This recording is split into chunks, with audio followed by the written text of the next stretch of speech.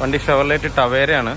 ഇതിൽ കംപ്ലൈൻറ്റ് എന്ന് പറഞ്ഞു കഴിഞ്ഞാൽ ക്ലച്ച് റേസിംഗ് ആണ്. അതുമാത്രമല്ല ബ്രേക്കിൻ്റെ മൊത്തം ഓവറോളിങ്ങും ഉണ്ട്. ബ്രേക്ക് കംപ്ലീറ്റ് ആയിട്ട് ഓവറോളിങ്ങും ഉണ്ട്. അതുപോലെ തന്നെ ക്ലച്ച് വർക്കാണ് ഇതിനകത്തുള്ളത്.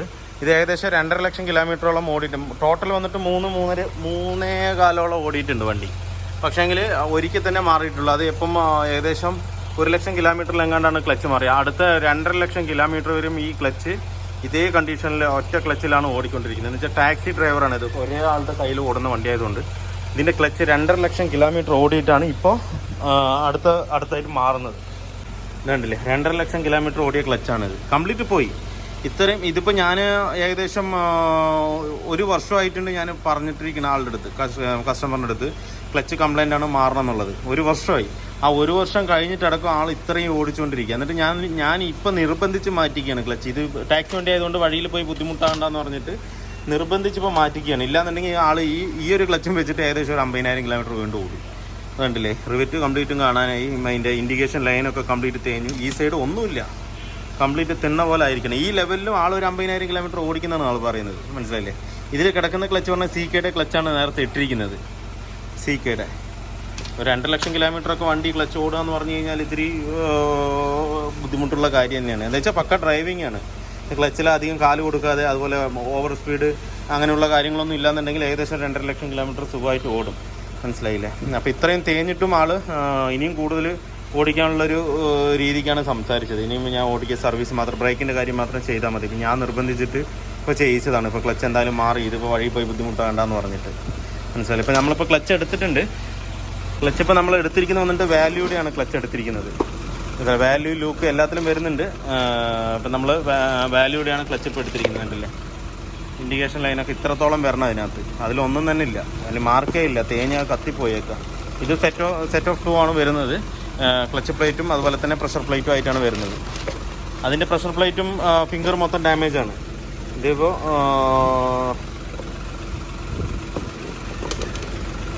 ഇതാണ്ടില്ലേ, ഇതിൻ്റെ ഫിംഗർ മൊത്തം ഡാമേജായിട്ട് തേയ്മാനം വന്നിരിക്കുകയാണ്. കണ്ടില്ലേ, മൊത്തം പൊട്ടാനായിട്ട് നിൽക്കുകയാണ്.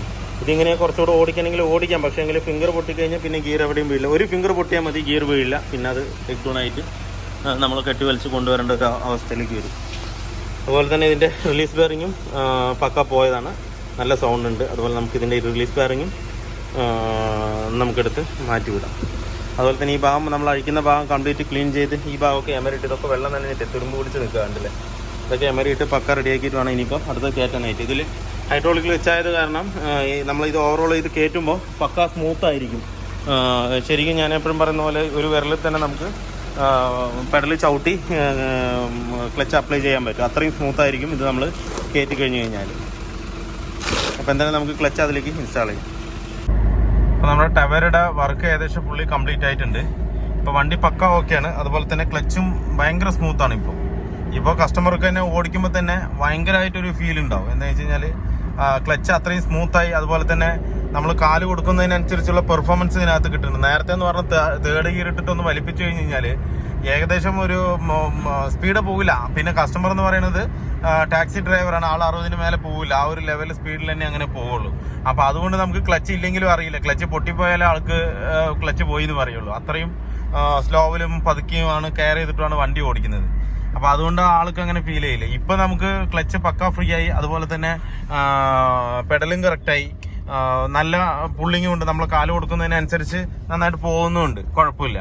അത് നമ്മളെ പോലുള്ള ആൾക്കാർ അല്ലെങ്കിൽ വേറൊരു ഡ്രൈവർ കയറിയാൽ മാത്രമേ ഇതിനകത്ത് കംപ്ലൈൻറ്റ് മനസ്സിലാക്കാൻ പറ്റുള്ളൂ. ഇല്ലാത്ത പക്ഷേ ആ കസ്റ്റമറെ ഓടിക്കുകയാണെന്നുണ്ടെങ്കിൽ ഇപ്പോഴും പറയും ഞാൻ 50,000 കിലോമീറ്റർ കൂടെ കഴിഞ്ഞിട്ടേ മാറ്റുള്ളൂ എന്ന്. ആ ഒരു അവസ്ഥയിലാണ്. അപ്പോൾ ഇപ്പോൾ കംപ്ലീറ്റ്ലി വർക്ക് പക്കയാണ്. അതുപോലെ ക്ലച്ചും ഭയങ്കര സ്മൂത്താണ്. ഞാൻ നേരത്തെ പറയുന്ന പോലെ ഒരു ഫിംഗർ കൊണ്ട് തന്നെ ചവിട്ടി താത്തുന്ന പോലെയാണ്. ഇപ്പം അത്രയും ഫ്രീ ആണ് ക്ലച്ച്. വേറെ കുഴപ്പമൊന്നുമില്ല. പിന്നെ സിലിണ്ടർ കാര്യം ഈ അടുത്ത് തന്നെയാണ് മാറിയത്, ഈ ക്ലച്ചിന്റെ സിലിണ്ടർ, സ്ലീവ് സിലിണ്ടർ. അപ്പോൾ അതുകൊണ്ട് നമുക്ക് ആ ഒരു കാര്യം നോക്കേണ്ട ആവശ്യമില്ല, പക്കയാണത്. ഇതിൽ ഞാനിപ്പോൾ അഴിക്കുന്ന വീഡിയോ അങ്ങനെയുള്ള കാര്യങ്ങളൊന്നും ഇട്ടിട്ടില്ല. കാരണം എന്താ വെച്ച് കഴിഞ്ഞാൽ അത് ഇട്ട് കഴിഞ്ഞാൽ ഒരുപാട് ലെങ്തി ആവും. അതുപോലെ ചില കസ്റ്റമർക്ക് കാണുമ്പോൾ ഇത് മെക്കാനിക്കൽ കാണുമ്പോൾ ഓക്കെ, അല്ലാതെ കസ്റ്റമർക്ക് കാണുമ്പോൾ അത് ശരിക്കും ചിലപ്പോൾ ഇഷ്ടപ്പെട്ടൊന്നും വരില്ല. അത് ഒരുപാട് ലെങ്ത് ആവും. പിന്നെ അതുപോലെ ഓടിച്ച് കാണേണ്ടി വരും, അങ്ങനെയൊക്കെ വരും. അപ്പോൾ ഇതാകുമ്പോൾ എന്താ കംപ്ലൈൻ്റ് എന്ന് കറക്റ്റ് അറിയാൻ പറ്റും.